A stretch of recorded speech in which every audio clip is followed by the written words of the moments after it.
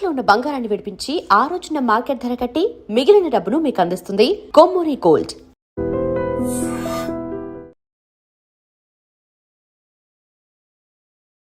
ఒక కార్పొరేటర్ ఒక ఎమ్మెల్యే మాట వింటాడు, లేదా ఎమ్మెల్యేకి భయపడతాడు. ఒక ఎమ్మెల్యే మినిస్టర్కి భయపడతాడు, మినిస్టర్ సీఎంకి భయపడతాడు, సీఎం పీఎంకి భయపడతాడు. ఆ పీఎం కూడా భయపడేది స్టాక్ మార్కెట్. కంట్రీస్ కూడా అంతే, మాకు వృద్ధి ఇంత ఉంది అనేది చాలా గొప్పగా చెప్పుకుంటే తప్ప లేకపోతే ఒక చులకన అయిపోతాం, పలచన పడిపోతాం అనే ఒక ఫీల్ ఉంటుంది కదా. సో ఇది మన దగ్గర ఉండేటువంటి సైకాలజీయా, వరల్డ్ వైడ్ గా కూడా ఇదే సైకాలజీ ఉందా? ఇప్పుడు ఒక కంట్రీ ఆర్గనైజ్ చేసే విధానాలు వేరుంటాయి, మనం ఒక ఇండివిజువల్గా ఆర్గనైజ్ చేసే విధానాలు వేరుంటాయి. Countries were ruled by rule book. మన జీవిత గమ్యం, మన జీవితంలో రాబోయేటువంటి అవసరాలని పర్ఫెక్ట్ గా ఎగ్జిక్యూట్ చేయడానికి ఉండేలాగా చూసుకోవటం. నాకు జీతం పెరుగుతోంది, జీతం ఎక్కువైంది అనుకున్నప్పుడు సేవింగ్స్ అనేది డైరెక్ట్ గా ప్రపోర్షనేట్ గా కనిపించట్లేదు, డిక్లైన్డ్ గా ఉంటున్నాయి అనేది నిజమేనా? అది జీతం పెరిగితే సేవింగ్స్ తగ్గిపోతున్నాయి, ఎందుకలా? మనిషి జీతం పెరుగుతుందని మీరు అన్నారు చూసారా, నిజంగా మనిషి జీతాలు కావాల్సినంత పెరగట్లేదు. ఇక్కడ జరిగిందల్లా తప్పు, జీతం రాకముందే మెటీరియలిస్టిక్ కమిట్మెంట్స్ పెట్టుకుంది. అది బానిసత్వంగా మారి ఒక్కసారి ఆ లూప్లోకి వెళ్తే బయటికి రావడం సాధ్యం కాదు. ఈఎంఐలు అనేవి చాలా మనకు కావాల్సిన దాంట్లో ఫ్లెక్సిబుల్గా అందించడానికి అవైలబుల్గా ఉన్నాయి అనేది. సో ఈఎంఐలు కూడా తీసుకోవద్దంటారా మీరు? ₹1,00,000 ఫోన్ కొనుక్కోవాలనుకుంటున్నారు, మీ బ్యాంక్ అకౌంట్లో ₹1,00,000 లేనప్పుడు మీకు ఎందుకు ₹1,00,000 ఫోన్? మనం 30,000 ఫోన్ని అఫోర్డ్ చేయగలుగుతాం, 30,000 తీసుకుంటాం. మన దగ్గర డబ్బులు పెట్టుకొని ఆ డబ్బుల్ని ఎక్కడ ఇన్వెస్ట్ చేస్తే నాకు 12-13-14% రిటర్న్ వస్తుంది, వీడైతే నాకు 8%కే ఇస్తున్నాడు కదా, ఇది తెలివితేటలు. సో ఇన్వెస్ట్మెంట్లు ప్రాపర్గా పెట్టాలి అనుకున్నప్పుడు ఈ మధ్యకాలంలో విపరీతంగా సోషల్ మీడియాలో రీల్స్ కావచ్చు, షార్ట్స్ కావచ్చు, ఎవ్రీవన్ ఈజ్ బికమింగ్ ఒక ఫైనాన్షియల్ ఎక్స్పర్ట్ అవుతున్నారు. ఇలా చేయండి ఇది అవుతుంది, లేకపోతే యాడ్స్ చూస్తున్నారు. ఇవన్నీ చూసిన తర్వాత మనం ఈజీగా క్యారీడ్ అవే అయిపోతున్నామా? వాళ్ళు ఎవరి జీవితంలో చూసి ఒక లెసన్ నేర్చుకొని చెప్తున్నారు, లేకపోతే ఏదో ఒక ఛానల్ ఇంకోటి చెప్తే దాని పదాలు మార్చి ఇక్కడ చెప్తున్నారు. జస్ట్ నాకు వ్యూవర్షిప్ కావాలి, వ్యూవర్షిప్పే మీ బిజినెస్ అయినప్పుడు మీరు మాట్లాడే మాట జనాల్ని ఆకర్షించే విధంగా ఉంటుంది, కానీ బాధ్యత ఎందుకు? ఒక మనిషి ఒక పని చేసి సక్సెస్ఫుల్ అయ్యాడు, చాలా మంది దాన్ని రెప్లికేట్ చేయడానికి ట్రై చేస్తారు, ఎంతమంది సక్సెస్ అవుతుంది? నమస్తే, welcome to I dream social spotlight with కవిత.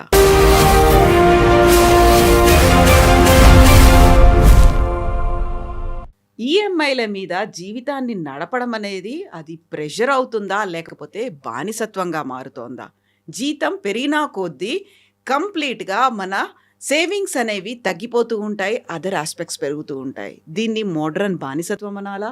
పిల్లల మీద ఇన్వెస్ట్ చేయడానికి వాళ్ళ చదువుల కోసం అప్పులు తీసుకుంటూ ఉంటాం, అది ప్రేమ అవుతుందా లేకపోతే ప్రెషర్గా మారుతుందా?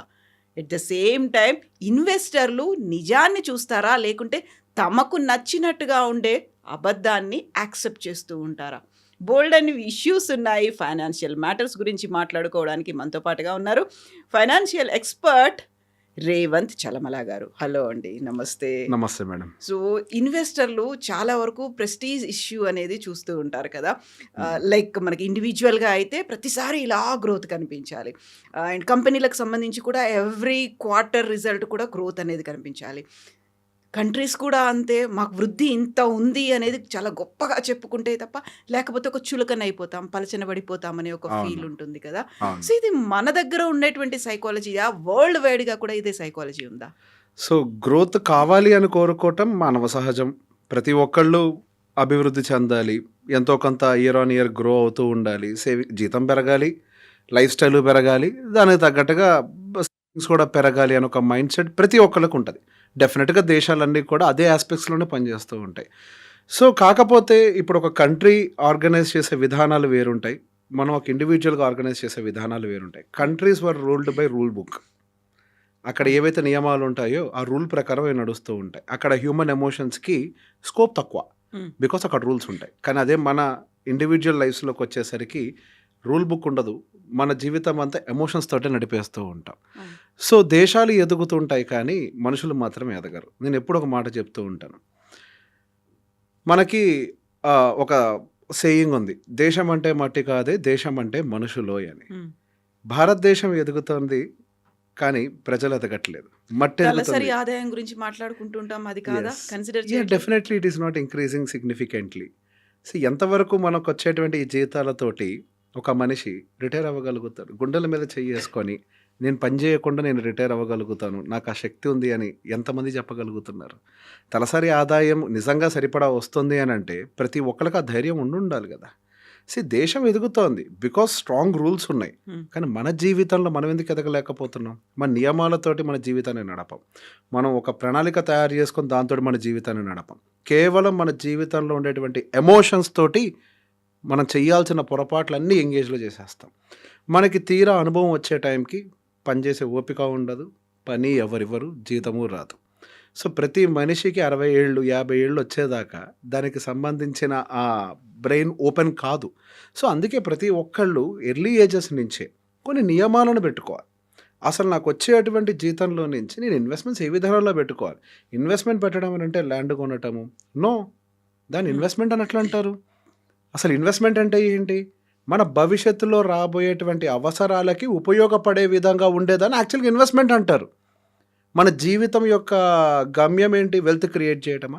మన జీవిత గమ్యం మన జీవితంలో రాబోయేటువంటి అవసరాలని పర్ఫెక్ట్గా ఎగ్జిక్యూట్ చేయడానికి ఉండేలాగా చూసుకోవటం. ఇప్పుడు మీరు పిల్లలకు చదువుల కోసం డబ్బులు కావాలనుకుంటున్నారు, పెద్ద బడ్డనే కదా. మనిషి జీవితంలో ఉండే పెద్ద ఖర్చులు ఏముంటాయండి? పిల్లల ఎడ్యుకేషన్, హాస్పిటల్, హెల్త్, అంతే కదా. అండ్ అంటే మ్యారేజ్, ఇవి మేజర్ ఎక్స్పెన్సెస్ ఒక మనిషి జీవితంలో. మనిషి జీవితం సంపాదించే దాంట్లో డబ్బులు మెజారిటీ 50% అండ్ మోర్ దానికే పోతాయి కూడా. దాచిపెట్టే అక్కడికే పోతూ ఉంటాయి. మీకు ఇక్కడ నా దగ్గర ల్యాండ్ ఉంది, మా అబ్బాయికి కాలేజీలో సీట్ ఇవ్వమంటే ఇస్తారా? లేదు. లేదు. నా దగ్గర ల్యాండ్ ఉంది, నాకు హాస్పిటల్లో బిల్లు పే చేయను అని అంటే కుదురుతుందా? What we need cash asset. So basic investment పెట్టేటప్పుడు మనం దేనికి పెట్టుబడి పెడుతున్నాం, సో దానికి సూట్ అయ్యేటువంటి ప్రోడక్ట్ ఏంటి, వీటిని అర్థం చేసుకొని పెట్టుబడులు పెడితే maybe it will work it out. అభివృద్ధి అనేది ప్రతి జీవితంలో most common element. It is a nature's law. అందరు ఎదగాల్సిందే, ఎదుగుతారు కూడా. కానీ ఎదుగుతామా ఓడిపోతామా అనేది మనం రాసుకునేటువంటి మన రూల్ బుక్ మీద డిపెండ్ అయి ఉంటుంది. జీవితంలో ఒక్కడే ఎదుగుతాడు, నియమాలు పెట్టుకున్నవాడు. ఏ నియమం లేనివాడు జీవితంలో ఎక్కడికి పోడు. ఇంకా వాళ్ళ నెక్స్ట్ జనరేషన్స్ని కూడా పాడు చేసుకుంటూ పోతారు. నియమాలు పెట్టుకోవాలి అని అంటే ఫస్ట్ మనం కూర్చొని అసలు మన లైఫ్ ఏంటి, మన శాలరీస్ ఏంటి, వీటన్నిటిని అర్థం చేసుకోవాలి. ఇది ఒక కేసు. ఇంకో రెండో కేసు వాళ్ళు ఉంటారు, ఎస్ నాకు మంచి లిక్విడ్ అసెట్స్ కావాలి, సో నేను అగ్రెసివ్గా పెడతాను, మంచి రిటర్న్స్ రావాలి అని. ఎంతసేపటికి జీవితంలో రిటర్న్స్ వైపుగానే అందరూ చూస్తూ ఉంటారు. నీ ఇక్కడ పెట్టుబడి పెడితే నాకు ఎంత రిటర్న్ వస్తుంది అది ఇది అని చెప్పేసి.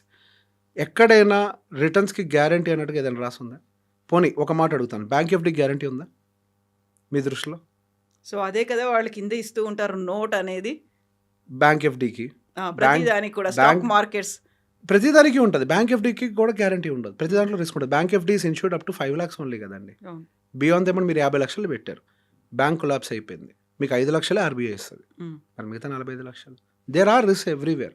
సో మన ఇన్వెస్ట్మెంట్స్ పెట్టేటప్పుడు రిస్క్ని దృష్టిలో పెట్టుకొని, ఇప్పుడు పిల్లడు ఎడ్యుకేషన్ ఉంది 2 yearsలో, 2 years ఖాళీగా ఎందుకు డబ్బులు ఉంచాలని తీసుకెళ్ళి స్టాక్ మార్కెట్లో డబ్బులు పెడితే మార్కెట్ పడిపోయింది,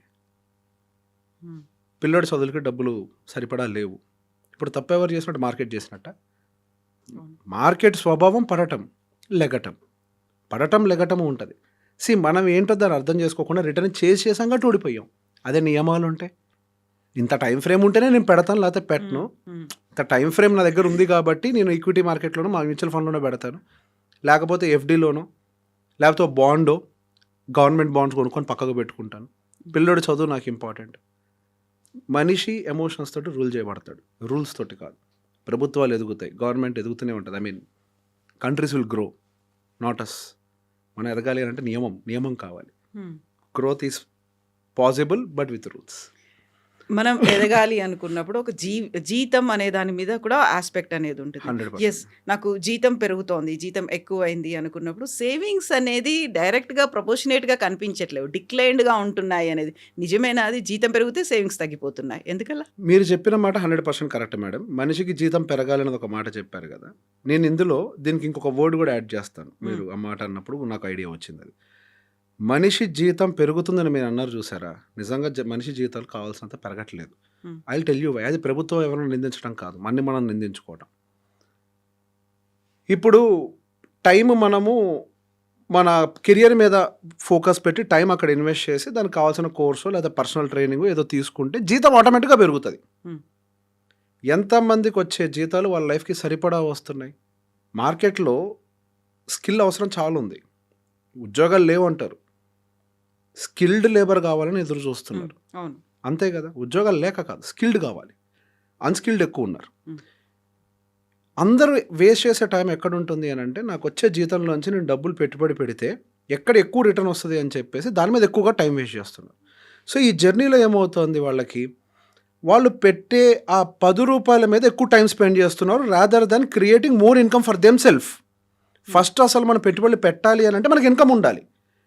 మన వెల్త్ క్రియేషన్ పెరగాలి అని అంటే మనం ఇన్కమ్ పెరగాలి. మనం ఫోకస్ ఎక్కడ పెట్టాం? ఆ ఇన్వెస్ట్మెంట్స్ మీద, స్టాక్ మార్కెట్స్ మీద రాంగ్ ప్లేస్లో ఫోకస్ పెట్టాం. మీరు ఫోకస్ పెట్టినా పెట్టకపోయినా మ్యూచువల్ ఫండ్లో డబ్బులు పెడితే దాని పని చేసుకుంటుంది. You have nothing to do. Um, మీరు ప్రతిరోజు దాన్ని ఓపెన్ చేసి చూసి చేసేది కూడా ఏమి ఉండదు. కానీ అక్కడ టైం వేస్ట్ చేస్తూ పోగొట్టుకునే వాళ్ళ సంఖ్య చాలామందిని ఈ మధ్య గమనిస్తున్నాం. ఇప్పుడు మీరు చెప్పిన పాయింట్లోకి వస్తాను. ఇప్పుడు జీతం పెరిగే కంటే ముందే ఉమ్, మన ఈఎంఐ కమిట్మెంట్స్ పెట్టేసుకుంటాం. వచ్చే సంవత్సరం నాకు శాలరీ హైక్ వస్తుంది కదా, అవును. సో నేను ఎట్లయినా నాకు కొద్దిగా క్యాష్ మిగులుతుంది కాబట్టి I will have a commitment అని ఫిక్స్ అవుతున్నారు ముందే. See, you are fixing the commitment towards what? Um, A physical, materialistic things. ఒక కారు, టీవీనో, house renovation, house, materialistic things వైపుగా యు ఆర్ ఫిక్సింగ్ ఇట్. ఎప్పుడైనా మెటీరియలిస్టిక్ థింగ్స్ కాకుండా బాధ్యతల వైపుగా ఆలోచించే ప్రయత్నం చేశారా? బాధ్యతలు అంటే ఏంటి? అరే నాకు పిల్లలు ఉన్నారు, ఉమ్, వాళ్ళు ఎదుగుతున్నారు, ఇప్పుడంటే నాకు జీతం వస్తుంది కాబట్టి నేను 1 లక్ష రూపాయలు ఫీజు కడుతున్నా. ఇంజనీరింగ్కి వెళ్తారు, ఇంజనీరింగ్కి వెళ్ళినప్పుడు సంవత్సరానికి 5 లక్షల దాకా కట్టాలి. అవును.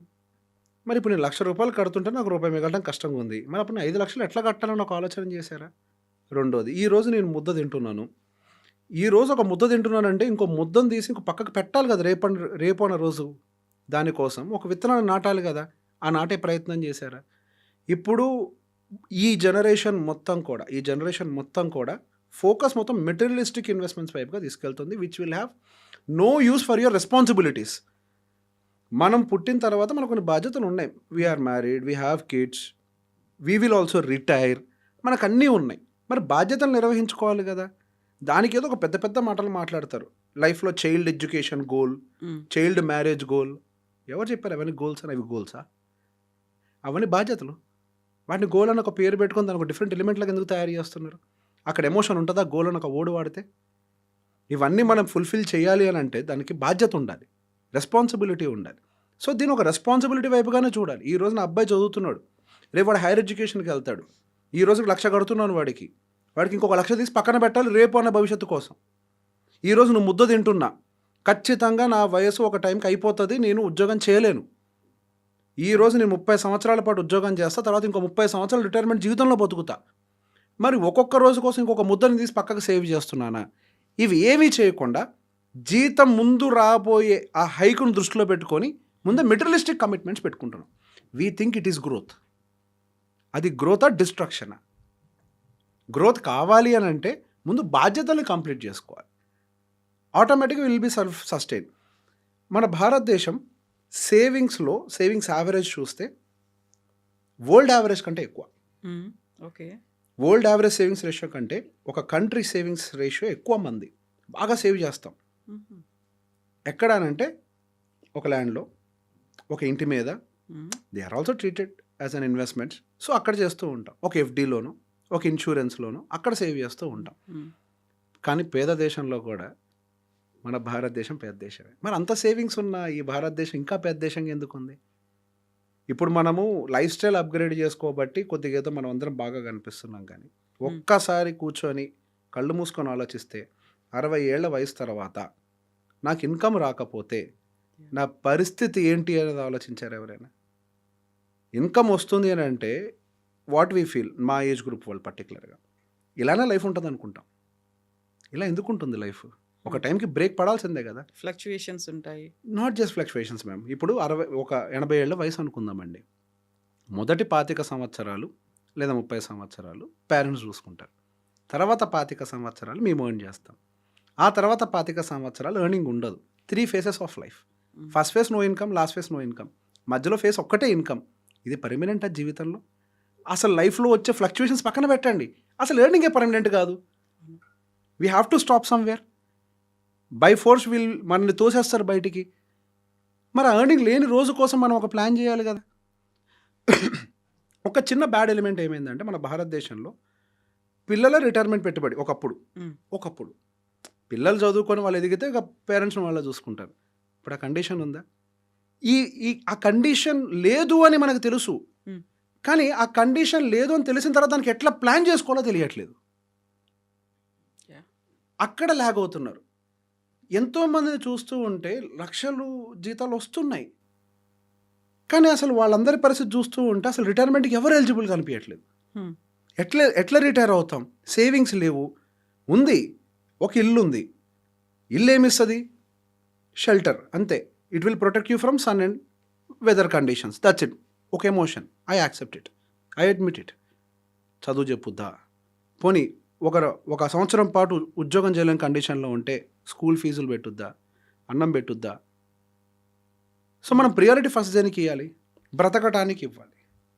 ఇల్లు అనేది ఎమోషన్, కానీ మనం క్యాలిక్యులేషన్ చేసుకొని ఆ ఎమోషన్కి ఒక ప్రియారిటీ ఇవ్వాలి, ఒక టైం ఉంది దానికి. సో ఫస్ట్ ఎప్పుడైనా మనము ఫస్ట్ లెవెల్లో నుంచి ఇన్వెస్ట్మెంట్స్ అనేవి మన బాధ్యతలు మనం తప్పించుకోలేని కొన్ని ఉంటాయి. వాటి కోసం ఒక భాగం పక్కకు పెట్టాలి. ఒక భాగం ఏది అనుభవించొద్దన్న, మళ్ళీ మనం ఖర్చు పెట్టుకోకపోతే మోటివేషన్ ఉండదు లైఫ్లో. We have to spend something for all self, for luxury. కొంత పెట్టుకోవాలి, అదే మోటివేషన్ మనం పనిచేయటానికి. కొంత భాగాన్ని మెటీరియలిస్టిక్ ఇన్వెస్ట్మెంట్స్ కంటే కూడా మన రెస్పాన్సిబిలిటీ రిలేటెడ్ ఇన్వెస్ట్మెంట్స్ ఉన్నాయి కదా, financial needs, we need only cash, అక్కడ ల్యాండ్ ఉంటే ఉపయోగపడదు, వాటిలో ఇన్వెస్ట్మెంట్స్ పెట్టుకోవాలి. అటువైపు ఇన్వెస్ట్మెంట్స్ పెట్టుకుంటున్నప్పుడు విల్ బీ స్టేబుల్. సో ఇక్కడ జరిగిందల్లా తప్పు, జీతం రాకముందే మెటీరియలిస్టిక్ కమిట్మెంట్స్ పెట్టుకున్నారు, అది బానిసత్వంగా మారింది. ఒక్కసారి ఆ లూప్లోకి వెళ్తే బయటికి రావడం సాధ్యం కాదు. ఓకే, ఇప్పుడు చాలామంది 40 ఏళ్ళు దాటేస్తాయి. వాట్ ఈస్ ద సొల్యూషన్ అంటే there is no solution, it's all over. ఇంకెంత పని చేస్తారు? ఇంకో 10 ఏళ్ళు చేస్తారేమో మీరు. ఏదైతే యాక్చువల్గా స్వీట్ ఇయర్స్ ఉన్నాయో, ఎర్లీ ఏజెస్, అవన్నీ అయిపోయినాయి. You already have 10 years. 10 yearsలో ఏం సాధిస్తాం? ఇప్పుడు మన జీవితం 100 ఏళ్ళు ఉండొచ్చు, కానీ సంపాదించే వయసు ఇంకో 10 ఏళ్ళే ఉంది. We can do anything. Early ages నుంచి ప్లాన్ చేసుకోకపోతే దెర్ ఇస్ నో ట్రీట్మెంట్. ఇది ఎట్లాంటిది? రోగం లాంటిది.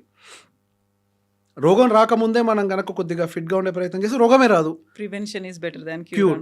You said right.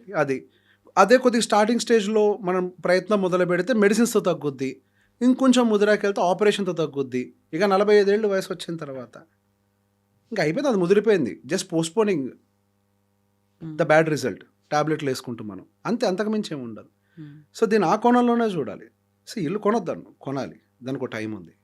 ఇల్లు కొనాలి అనే దాంట్లో కూడా మీరు ఒక ఎమోషన్ అన్నప్పుడు కూడా ఒక ఫీల్ ఏంటంటే, నేను రెంట్ హౌస్లో ఉన్న దానికంటే ఎవరికో ఇండివిజువల్ పర్సన్కి రెంట్ హౌస్ పేరుతో అక్కడ రెంట్ కడుతున్నాను. బట్ ఇండివిజువల్గా నా అంతటి నేను ఒక బ్యాంక్ లోన్ పెట్టి తీసుకుంటే బ్యాంకుకి కదా నేను రెంట్ కట్టేది, బట్ నాకు ఒక సాటిస్ఫాక్షన్ అనేది ఉంటుంది. ఐ కెన్ చేంజ్, నాకు తగ్గట్టుగా మోడిఫికేషన్స్, చేంజెస్ అన్నీ నేను చేసుకోవచ్చు. అక్కడైతే చేసుకోలేను. అది ఒక సాటిస్ఫాక్షనా, ఒక ఎమోషన్ అంటారా? మేడం, ఇక్కడ ఎమోషన్స్ వల్లనే అందరూ కొంటున్నారు. అసలు ఇల్లు కొనడానికి రీజన్ మేడం, ఆ ఎమోషనల్ సాటిస్ఫాక్షన్ కంటే కూడా సొసైటల్ ప్రెషర్ అనేది నేను చెప్తాను. When I'm talking to men, పాపం క్లయింట్స్ వచ్చి మాట్లాడుకుంటూ సరదాగా, after becoming clients will become close automatically. తట్టుకోలేకపోతున్నానండి ప్రెషరు, ఇల్లు కొనమని. నాకేమో పిల్లల భవిష్యత్తుకి డబ్బులు దాచిపెట్టాలనేది ఉంది, కానీ ఈ చుట్టుపక్కల వాళ్ళ ప్రెషర్ మా ఇంటి మీద పడుతుంది, మా ఇంట్లో వాళ్ళ ప్రెషర్ నా మీద పడుతుంది, ఏం చేయాలో అర్థం కావట్లేదు, అసలు ఇరుక్కుపోయినట్టుంది మా పరిస్థితి అని చెప్పేసి నార్మల్గా వాళ్ళు షేర్ చేసుకుంటూ ఉంటారు. So then I understood majority of the కేసెస్లో అది సొసైటల్ ప్రెషర్ వల్ల జరిగినాయి. Initial stage is a growth phase అండి. ఇప్పుడు మనం ఒక ఇల్లు కడతాము, దాని అండర్లయింగ్ ఉండే భూమి విలువ పెరుగుతుంది, కానీ కాంక్రీట్ విలువ it has to come down. దానికి ఇంకొక ఆప్షన్ లేదు. ఓకే, సరే మనం బ్యాంక్ కూడా కడుతున్నాం కదా, డిప్రిషియేట్ అయితే అప్రిషియేట్ అయితే ఏంటి, మనం ఎట్లయినా రెంట్ కట్టాల్సింది, అక్కడ కడుతున్నాం అనేది మీ ఆర్గ్యుమెంట్. రెంట్ కడితే ఎంత కడతామండి? 1 కోటి రూపాయల ఇంటికి 20,000 లేదా 25,000, అంతే కదా. 1 కోటి రూపాయల ఇంటికి ఈఎంఐ కట్టాలంటే 90,000. ఎక్కడ 25,000, ఎక్కడ 90,000 అండి? ఇప్పుడు వీడికి రెంట్ మనం 25,000 కట్టాల్సి వస్తుందని ఒక దాంతో మనం వాడికి 90,000 కడుతున్నాం. ఎర్లీ ఏజెస్లో వచ్చే జీతం ఎంత? మీ మెజారిటీ ఆఫ్ ద కమిట్మెంట్ ఎక్కడికి వెళ్ళిపోతుంది? మీరు ఒక ₹1,00,00,000 లోన్ తీసుకుంటే 20 సంవత్సరాలు ఇంకో ₹1,00,00,000 వడ్డీ కడతారు అక్కడ. అది తీసుకోవడం తప్పను. దానికి తీసుకునే మెథడాలజీ ఉంటుంది. తీసుకోవడం తప్పను. కానీ వయస్సు ఎర్లీ ఏజెస్లో శాలరీస్ తక్కువ. 2,00,000 జీతం వస్తుంది అనుకుందాం. అందరికీ రాదు, వస్తుందని అనుకుందాం. 90,000 ఈఎంఐకి పోతూ ఉంటే ఇంకా పిల్లల్ని చదివించుకుంటూ వాళ్ళు బతుకుతూ వాళ్ళకి కావాల్సిన కార్లు కొనుక్కుంటూ ఇంకే భవిష్యత్తు కోసం ఏం పెట్టుబడి పెడతారు? అదేంటి మళ్ళీ భవిష్యత్తులో మనకి జీవితంలో ఇల్లు కొనలేము, ఇంటి రేట్లేము ఆకాశాన్ని అంటుతున్నాయని మాట్లాడతారు. ఒక ఇటుక రేటు కూడా పెరుగుద్దండి, పార్ట్ ఆఫ్ ఇన్ఫ్లేషన్. మన ఏదో పెరిగిపోతుంది అని భయపడద్దు. మీరు ఆ డబ్బుల్ని ఇల్లు కొనుక్కునే బదులు ఎక్కడైనా మీకు నచ్చిన దాంట్లో ఇన్వెస్ట్మెంట్స్ పెట్టుకున్నా కానీ అది కూడా పెరుగుతుంది కదా rate. It can afford the future value కదా. ఇప్పుడు 90,000 మీరు కట్టాలని అనుకుంటున్నారు. ఒక ఎడ్యుకేషనల్ పర్పస్ ఒక ఉదాహరణ చెప్తాను.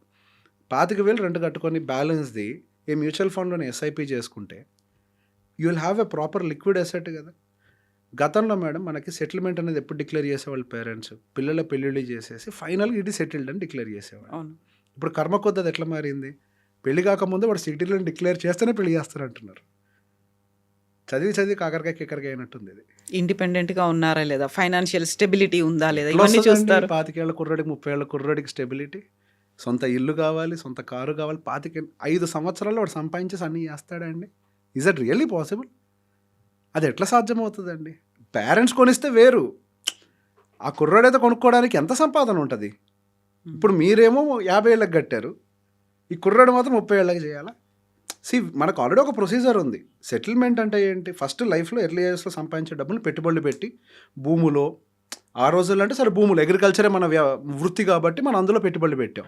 సరే ఇప్పుడున్న జనరేషన్కి తగ్గట్టుగా రకరకాల అసెట్ క్లాసెస్ ఉన్నాయి కదా, మ్యూచువల్ ఫండ్స్ లేకపోతే రెంటల్ ఇన్కమ్ వచ్చే రియల్ ఎస్టేట్, ఏదో ఒక దాంట్లో మన సూటబిలిటీని బట్టి పెట్టుబడులు పెట్టుకుంటూ ఫస్ట్ మన వెల్త్ని కొద్దిగా క్రియేట్ చేసి మనం పనిచేయలేని పరిస్థితుల్లో కూడా దాని నుంచి ఒక ఇన్కమ్ వచ్చేలాగా చూసుకొని ఆ తర్వాత ఇంటికి వెళ్ళాలి. ఇప్పుడు ఇల్లు ఉన్నా లేకపోయినా వీ కెన్ లివ్, బ్రతుకుతాము. అదే సంపాదన ఆగిపోతే సో ఫస్ట్ మనం సర్వే అవ్వడానికి ఒక ఇన్కమ్ని క్రియేట్ చేసే విధంగా మన ఇన్వెస్ట్మెంట్స్ని క్రియేట్ చేసుకుని ఉండాలి కదా. పిల్లల భవిష్యత్తు కోసం మనం ఒక ఇన్కమ్ని క్రియేట్ చేసి ఉండాలి కదా. ఎర్లీ ఇయర్స్లో ఇల్లు కొన్నారండి, ఓకే, రేపు పిల్లల హైయర్ ఎడ్యుకేషన్కి వచ్చింది, లోన్కి వెళ్తాం కదా, మళ్ళీ ఎప్పుడు బయటపడతారండి ఆ ట్రాప్లో నుంచి? So loan is the pressure అంటారా, లేకుంటే పిల్లలు మంచి చదువుకోవాలి అనే దాంతో ఒక ప్రేమ కనిపిస్తుంది? న్యూ లగ్జరీ ఏంటో తెలుసా మేడం? ఇప్పుడు డెట్ ఫ్రీ లైఫ్, అప్పు లేని జీవితమే న్యూ లగ్జరీ. ఓకే, అందరూ అనుకుంటున్నారు ఇప్పుడు ఉండేటువంటి ఫుడ్ హ్యాబిట్స్ వాటి వల్ల ఆరోగ్యాలు పాడవుతున్నాయని. కాదు, అందరు ఆరోగ్యాలు పాడవడానికి గల కారణం ఫైనాన్షియల్ స్ట్రెస్, వాళ్ళు తీసుకున్న కమిట్మెంట్స్, అవి కట్టలేక వాళ్ళు పడే బాధ, దానివల్ల ఆరోగ్యం పాడవుతుంది. ఏం పని ఈ జనరేషన్ చేస్తుందా? గతంలో ఇంతకుముందు ఏ జనరేషన్ పని చేయలేదా? బుర్ర పెట్టి పని చేసిన వాళ్ళు ఎవరు లేరా? మనం ఒక్కళ్ళమైనా బుర్రలు పెట్టి పని చేసేది? The only difference is stress. Work చేస్తే స్ట్రెస్ వస్తుందని ఎవరు చెప్పారండి? ఇష్టంతో వర్క్ చేస్తే వర్క్ ఇస్ నెవర్ స్ట్రెస్. అది వెంటనే పోతుంది కూడా, గంట సేపు రెస్ట్ తీసుకుంటే. మనం ఒంట్లోంచి పోని స్ట్రెస్ ఏది? Financial stress.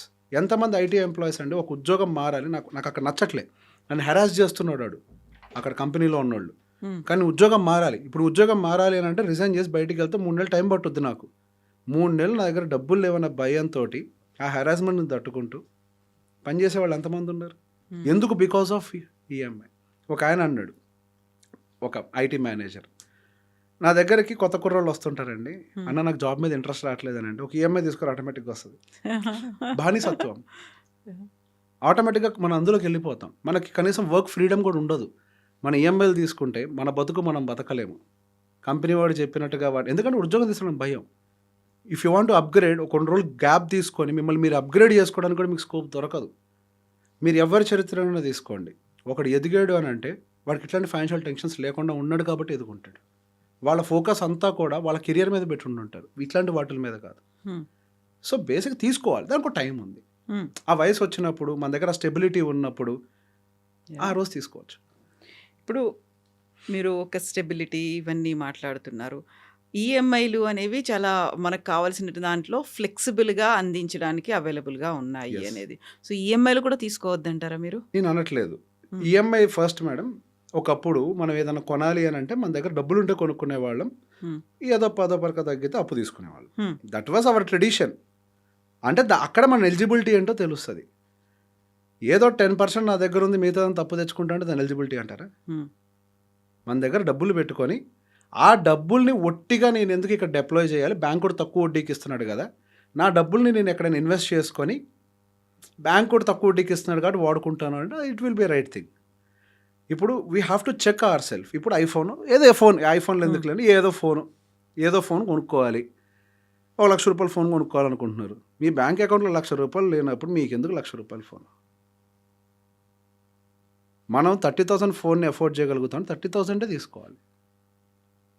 మీరు భవిష్యత్తులో రాబోయే జీతాన్ని పణంగా పెట్టేశారు కదా, తనఖా పెట్టేశారు. మీరు జస్ట్ ఎవరి కోసం పని చేస్తున్నారు, వాడి కోసం పని చేస్తున్నారు. ఇప్పుడు మన దగ్గర డబ్బులు పెట్టుకొని ఆ డబ్బుల్ని ఎక్కడ ఇన్వెస్ట్ చేస్తాను ఒక 12, 13, 14% రిటర్న్ వస్తుంది. వీడైతే నాకు 8%కే ఇస్తున్నాడు కదా, ఇది తెలివితేటలు. 8%కి ఇస్తున్నాడు, నా డబ్బులు అక్కడ పెట్టుబడి పెడితే దగ్గర లోన్ తీసుకుంటా, తెలివితేటలు అవి. 8% అప్పు తీసుకుంటా, 14% నాకు వస్తుంది, అవి తెలివితేటలు. అసలు నా దగ్గర డబ్బులే లేవు, అది నా ఎలిజిబిలిటీయే కాదు. We have to check our self కదా, మనం ఏంటో మనం తెలియాలి కదా. మన 2 కాళ్ళు నేల మీద ఉండాలి కదా. అప్పు వస్తుంది అని అంటే మన ఎలిజిబిలిటీ అనుకుంటాం. Sad reality madam. జేబులో 2 క్రెడిట్ కార్డులు ఉంటే ఒక్కొక్క దానికి ₹1,00,000 ఎలిజిబిలిటీ ఉంది అని అంటే మన డబ్బులు అనుకుంటాం. అందులో మన సివిల్ స్కోర్ చూస్తారు, ఆ తర్వాత క్రెడిట్స్ అనేవి అప్పుడు ఈజీగా వచ్చేస్తాయి. ఇవన్నీ అప్పుడు వస్తాయి, అవి మన ఎలిజిబిలిటీ అనుకుంటాం. మన దగ్గర డబ్బులు ఉన్నాయని అనుకుంటాం, మన డబ్బులా? అవి మన డబ్బులు కాదు కదా, అది అప్పు. అది ఎప్పుడు వాడాలి? తప్పని పరిస్థితుల్లో వాడాలి. అసలు క్రెడిట్ కార్డు అంటూ మనం దాన్ని యూజ్ చేసామని అంటే తప్పని పరిస్థితుల్లో వాడాలి. క్రెడిట్ కార్డ్ పర్పసే అది కదా, to buy something when ever it is needed. అసలు శాలరీలో మనం ఖర్చు పెట్టుకోలేని స్థితిలో ఉన్నాము అని అంటే అప్పు తీసుకుని ఎట్లా సర్వైవ్ అవుతావు? It's basic logic. రేపు ఎట్లా కడతావు? నువ్వు శాలరీలోనే బతకలేకపోతున్నావు, అప్పు తీసుకుని అప్పు ఎట్లా కడతావు? మళ్ళీ దానికి వడ్డీ కూడా యాడ్ అవుతుంది కదా. ఎలిజిబిలిటీ లేదు కదా, జేబులో లేనప్పుడు వీఆర్ నాట్ ఎలిజిబుల్. మనకు మనం డిక్లేర్ చేసుకోవాలి, ఇట్స్ నాట్ రాంగ్. కోరిక ఉంటే ఐఫోన్ కొనాలి అని, ఐఫోన్ కొనటానికి కావాల్సిన ఉద్యోగాన్ని సంపాదించుకో. ఒక ఐఫోన్ ఏంటి, ఇంటి మొత్తానికి ఐఫోన్లు ఇవ్వగలుగుతావు, లైఫ్ లాంగ్ ఐఫోన్లు కొనగలుగుతావు. ఈరోజు ఒక ఐఫోన్ కొంటే నీ జీవితం అయిపోయినట్టేనా, నువ్వు ఎదిగినట్టేనా? ఒక ఫోన్ డిక్లేర్ చేస్తుందా, ఒక కార్ డిక్లేర్ చేస్తుందా? నువ్వేంటో దే ఆర్ వేస్టింగ్ దేర్. ఇప్పుడు ఏమవుతావు, ట్రాప్లో పడిపోయారు. ఆ ఈఎంఐలు కట్టలేక, ఆ స్ట్రెస్, కెరియర్ అప్గ్రేడ్ ఉండదు. సో ఫస్ట్ అసలు మనం ఎదగాలి అని అంటే స్ట్రెస్ ఉండొద్దు. ఫైనాన్షియల్ స్ట్రెస్, వర్క్ స్ట్రెస్ కాదు. వర్క్ స్ట్రెస్ ఉంటే ఎదుగుతాం. ఫైనాన్షియల్ స్ట్రెస్ ఉందంటే ఎదగం జీవితంలో. ఆ ఫైనాన్షియల్ స్ట్రెస్ తీసుకొచ్చేది ఈఎంఐ. తక్కువ శాలరీ కాదు, తక్కువ శాలరీ ఎప్పుడు ఫైనాన్షియల్ స్ట్రెస్ని క్రియేట్ చెయ్యదు. అంటే హైదరాబాద్లో ₹1,00,000 వస్తేనే బతుకుతారా? 50,000 వచ్చిన వాళ్ళు హ్యాపీగా బతకట్లేదా? Salary will never create financial stress. మనం తీసుకున్న అప్పులు క్రియేట్ చేస్తాయి, ఈఎంఐలు, కమిట్మెంట్స్, అవి క్రియేట్ చేస్తాయి స్ట్రెస్ని. సో బేసిక్ అప్పు తీసుకునేటప్పుడు మనం ఏదో ఒక ర్యాండమ్ లెక్కేస్తాం, 1,00,000 వస్తుంది జీతం, ఇంటి ఖర్చు 50,000, 50,000 మిగులుతున్నాయని. అసలు నీకు 50,000 ఖర్చు అవుతుంది అనే విషయం నీకెవరు చెప్పారు? అరే ఇది నా లైఫ్, నాకు తెలియదు 50,000 అవుతుందని నీకు తెలియదు. That is a sad reality. వాళ్ళ ఖర్చు ఎంతో కూడా వాళ్ళకి తెలియదు. ఇప్పటికిప్పుడు మీరు ఎప్పుడు మీ ఆఫీసులో ఒక ఎక్సర్సైజ్ కండక్ట్ చేయించండి, మీ ఖర్చులు రాయండి అని అందరు తప్పులు రాస్తారు. మీ చుట్టూ ఉన్న వాళ్ళు ఎవ్వరికి కూడా వాళ్ళ ఖర్చులు ఎంతో తెలియదు. ఏం లెక్కేస్తారు? మహా అయితే నెల ఖర్చు, నెల రెంట్ ఎంత, నెల కరెంట్ బిల్ ఎంత, నెల గ్యాస్ బిల్ ఎంత, నెల కూరగాయల బిల్ ఎంత, అంతే లెక్కేస్తాడు. అదేనా మన లైఫ్ ఎక్స్పెన్స్? పిల్లలు స్కూల్ ఫీజుని కన్సిడర్ చేయరు. మనం పండగ వస్తే ఇంటికి వెళ్తూ ఉంటాం, ట్రాన్స్పోర్ట్ ఛార్జెస్ని కన్సిడర్ చేయం, ట్రావెల్ కాస్ట్ని. పండగలకి బట్టలు కొనుక్కుంటాం, కన్సిడర్ చేయం. సంవత్సరానికి ఒకసారి ఇన్సూరెన్స్లు కడతాం, కన్సిడర్ చేయం. డొనేషన్స్ లాంటి హ్యాబిట్స్ ఉంటాయి, కన్సిడర్ చేయం. యాన్యువల్ ఎక్స్పెన్సెస్ ఎన్నో వస్తూ ఉంటాయి, కన్సిడర్ చేయం. 3 సంవత్సరాలకు ఒకసారి ఫోన్ పాడవుతుంది, మరి అది కూడా మంత్లీ బడ్జెట్లోకి రాసుకోవాలి కదా. కొద్దిగా దాచుకుంటేనే కదా 4 ఏళ్ళకి ఒకసారి ఫోన్ కొనుక్కునేది. ఇంట్లో ఏదో ఒక ఐటెం పోతుంది, ఇవన్నీ ఎక్స్పెన్సెసే కదా. అందుకే అందరూ అంటుంటారు, అరే నాకు ఎంత ఆలోచించినా నాకు డబ్బులు ఎందుకు సరిపోవట్లేదో నాకు అర్థం కావట్లేదు అంటారు. ఎందుకంటే నీకు బడ్జెట్ చేసుకోవడం తెలియట్లేదు. నువ్వు బడ్జెటే తప్పు చేస్తున్నావు. నువ్వేమనుకుంటున్నావు, 1,00,000 వస్తుంది, 50 ఖర్చు కదా, 50 ఈఎంఐ పెట్టుకుంటాను అంటున్నావు. ఇక్కడే ట్రాప్ అయిపోతావు. ఫస్ట్ మన బడ్జెట్ని కరెక్ట్గా ఐడెంటిఫై చేయాలి. సాడ్ రియాలిటీ ఈజ్, నేను ఏదో బతుకుతున్నాను అని అనుకోవడానికి హైదరాబాద్ 75,000 ఖర్చు అయింది నెలకి. జస్ట్ నేను బతుకుతున్నాను అనుకోవడానికి, కంఫర్టబుల్గా కాదు. సో ఈ మధ్య కాలంలో మెల్లిమెల్లిగా ఫైనాన్షియల్ లిటరసీయా లేకుంటే వస్తున్నటువంటి అవేర్నెస్ కావచ్చు, దీంట్లో సిప్పుల వైపు వెళ్ళడం అనేది కొంచెం కనిపిస్తుంది. అది పెద్ద రిస్క్ ఉండదు అనేటువంటి ఇన్వెస్ట్మెంట్ కింద సిప్ వాడొచ్చు అంటారు. ఇది కరెక్టేనా ఆలోచన? యా, ఇప్పుడు ఎస్ఐపి అనేది it is not just mutual fund madam. ఇప్పుడు ఒక చిన్న మాట చెప్తాను. First we have to understand the terminology of SIP. SIP అంటే సిస్టమాటిక్ ఇన్వెస్ట్మెంట్ ప్లాన్. మీరు అది ఆర్డి అంటారు ఇంకో భాషలో, అది కూడా అంతే కదా. మంత్లీ ఆటోమేటిక్గా కట్ అయితే ఆర్డి, ఆటోమేటిక్గా మన బ్యాంక్ అకౌంట్ నుంచి కట్ అయితే ఇంకో టర్మినాలజీ ఎస్ఐపి. ఇంకొక భాషలో మంత్లీ మన బ్యాంక్ అకౌంట్ నుంచి కట్ అయితే ఈఎంఐ, ఉమ్, ఇంకో భాషలో మనం మంత్లీ ఒక అమౌంట్ కట్ అయితే చిట్టి. ఉమ్, ప్రతి దాంట్లో ఈ ప్రాసెస్ ఉంది. సిస్టమేటిక్గా ఎవ్రీ మంత్ ఒక చిన్న చిన్న భాగం బయటికి వెళ్ళేదాన్ని మనం ఎస్ఐపి అని మ్యూచువల్ ఫండ్లో పిలుచుకుంటున్నాం అంతే. It's part of making people disciplined. మనం తీసి పెట్టమంటే పెట్టరు, ఎస్ఐపి అయితే ఆటోమేటిక్గా కట్ అవుతుంది కాబట్టి ఎస్ఐపి. కానీ ఇక్కడ ప్రశ్న ఏంటి అని అంటే, నిజంగా ఎస్ఐపి పెట్టిన వాళ్ళందరికీ వాళ్ళ లైఫ్లో ఏ సమస్యలు రాకుండా ఉంటాయా? నిజంగా ఎస్ఐపి ఒక మనిషిని ఎదిగేదాకా తీసుకువెళ్తుందా? చాలామంది చాలా లెక్కలు పెడతారు, చెప్తూ ఉంటారు 15,000 రూపాయలు 15 సంవత్సరాల పాటు 15% రిటర్న్ తోటి 15 నెలల్లో ₹1,00,00,000 సంపాదించడం అని. ₹1,00,00,000 అనే ఫిగర్ వినగానే అబ్బో ₹1,00,00,000 అనుకుంటాం మనం. ఈ రోజు అబ్బో ₹1,00,00,000, 15 నెలల తర్వాత ₹1,00,00,000 విలువ ఉండదు. ఉమ్, నీకు ఈ రోజు అబ్బో ₹1,00,00,000 అని టార్గెట్ ఉంటే నీ టార్గెట్ ఆ టైంకి 2.5 కోట్లు అయి ఉండాలి. ఇప్పుడు మీరు పెట్టే 15,000 నిజంగా సరిపోతాయా? సో ఏదైతే ఒక భ్రమ ఉందో ఎస్ఐపి పెడితే నా ప్రాబ్లమ్స్ నాకు రావని, అది తప్పు. ఉమ్, మన ప్రాబ్లమ్స్ రాకుండా ఉండాలి అని అంటే ఆ ప్రాబ్లం వచ్చే టైంకి అది ఎంత ఖర్చు అవుతుందో దాన్ని ఎస్టిమేట్ చేసి దానికి తగ్గట్టుగా పెడితే ప్రాబ్లం రాకుండా ఉంటుంది. ఇక్కడ ఇంకొక ప్రాబ్లం ఏంటంటే ఎస్ఐపి చూద్దాంలే ముందైతే ఒక 5,000 2,000 చేద్దాం, కెపాసిటీ ఉంటుంది మనకు చేయడానికి, కానీ టెస్ట్ చేద్దాంలే దాన్ని, చూద్దాం ఎట్లా పని చేస్తుందో, ఒక 5 ఏళ్ల పాటు అని 2,000 3,000 5,000 వేసుకుంటూ వస్తారు. yeah, కొద్దిగా వేస్తారు. Even though they can do, అంటే మనం ఇంకా ఎక్కువ చేయగలిగి కూడా చెయ్యము, దాన్ని టెస్ట్ చేద్దాము అని చెప్పేసి. మనం ఎస్ఐపిని టెస్ట్ చేయాల్సిన అవసరం లేదు, అది ఆల్రెడీ మార్కెట్లో టెస్టెడ్. మన పని పెట్టుబడి పెట్టుకుంటూ వెళ్ళటం మాత్రమే. ఇక్కడ డిలే చేస్తారు కొంతమంది. ఇంతకుముందు చెప్తున్నాను, మనకు వయసు లిమిటెడ్. మీకు ఒక బాధ్యత నెరవేర్చుకోవడానికి 15 ఏళ్ళు టైం ఉంది. మీరు 5 ఏళ్ళు టెస్ట్ చేశారు, మీకు ఇంకా 10 ఏళ్లే మిగిలింది. ఇప్పుడు ఇన్వెస్ట్మెంట్కి ప్రధానమైన సూత్రం ఏంటి అని అంటే, మీరు పెట్టే పెట్టుబడి కంటే కూడా దానికి మీరు ఇచ్చే టైం. మీరు ఇక్కడ టైంని వేస్ట్ చేశారు. డబ్బులు వేస్ట్ అయినా పర్లేదు, ఇన్వెస్ట్మెంట్లో టైం అనేది వేస్ట్ కాకూడదు. సో ఎర్లీ ఏజెస్లో నుంచి దానికి తగ్గ అమౌంట్ని ఐడెంటిఫై చేసి పెడితే SIP is a better option. కానీ ఎస్ఐపి చేస్తే ప్రాబ్లమ్ సాల్వ్ అయ్యేదంటే మాత్రం అబద్ధం.